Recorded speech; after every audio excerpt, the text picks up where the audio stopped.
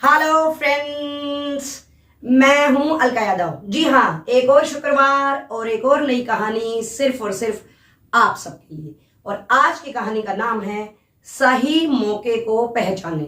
एक बार की बात है, एक बार एक राजा था और वो कई दिनों से कुछ ना कुछ सोचता रहता था।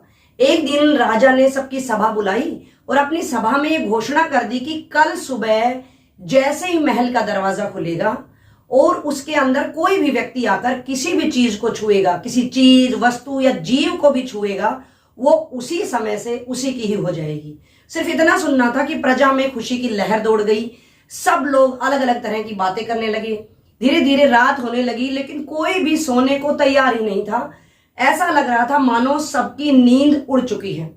सब आपस में बात कर रहे थे। कोई कह रहा था कि मैं सोने को छूऊंगा, किसी ने कहा मैं हीरे को छूऊंगा, किसी ने चांदी को छूने की बात कही, कोई हाथी को छूने की बात कह रहा था, तो कोई घोड़े को छूने की बात कह रहा था।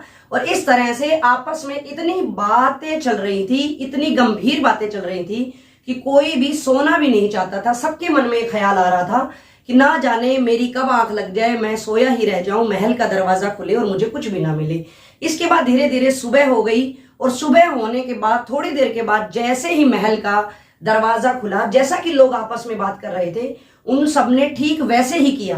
किसी ने हीरों को छुआ, किसी ने घोड़ों को, किसी ने हाथी को, किसी ने सोने और चांदी के हीरे जवाहरात को छुआ, और किसी को और भी महल में कोई कीमती वस्तु अगर लग रही थी उनको जाकर वो छूने लगे और खुशियां मनाने लगे। और चारों तरफ प्रजा की भीड़ ही भीड़ दिखाई दे रही थी। और वहीं थोड़ी सी दूर पर ही राजा अपने सिंहासन पर बैठे हुए थे और वो प्रजा की भीड़ देखकर खुद अकेले में ही वो मुस्कुराने लग रहे थे। इतनी ही देर में क्या हुआ कि एक व्यक्ति बहुत ही धीरे धीरे राजा की तरफ बढ़ रहा था और वो धीरे धीरे चलता गया। उसके बाद उसने जाकर राजा को ही छू लिया। और जैसे ही उसने राजा को छुआ, उसने तुरंत ही घोषणा कर दी कि सभी व्यक्ति जितनी भी चीजें अपने हाथ में ले चुके हैं, छू चुके हैं, उसके बाद अब सब रुक जाएं। अब वो वहां से कुछ भी नहीं ले सकते हैं। इसके बाद कुछ लोगों के पूछने पर उसने बताया कि मैंने राजा को ही छू लिया है, यानी कि राजा की सारी चीजें, जब राजा ही मेरा हो चुका है तो राजा की सारी चीजें भी मेरी हो चुकी हैं। अब कोई भी वहां से कुछ नहीं ले सकता है।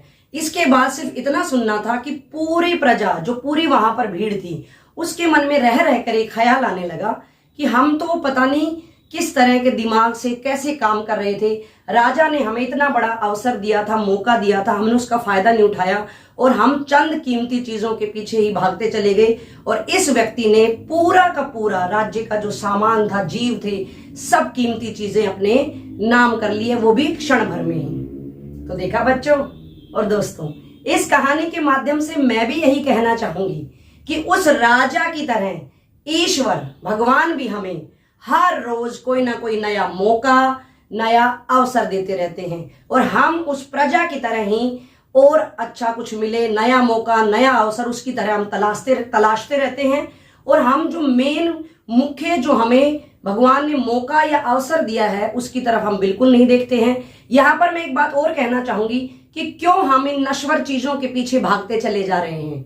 हमें ऐसा करना चाहिए कि क्यों ना हम दुनिया बनाने वाले ही प्रभु, ईश्वर या परमात्मा को ही पालें। उसके बाद इस संसार में जितनी चीजें हैं सब हमारी अपने आप हो जाएंगी। ईश्वर को पाने के बाद सारी चीजों पर अपने आप ही अधिकार होने लगेगा, ऐसा हमें महसूस होने लगेगा।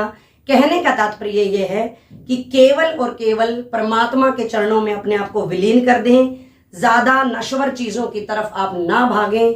खुश रहें, सुरक्षित रहें और हाँ, मेरे साथ बने रहें। और अगर आपको मेरी कहानियां पसंद आती हैं तो लाइक करते रहें, यूं ही कमेंट करते रहें। और एक रिक्वेस्ट और है कि मेरा YouTube चैनल भी है, आप उसको भी सब्सक्राइब कर लें और लगातार कहानियां देखते रहें। आप पीछे की कहानियां भी अगर सुनना चाहते हैं तो वहां पर जाकर सुन सकते हैं। फिर मिलेंगे दोस्तों, नमस्कार।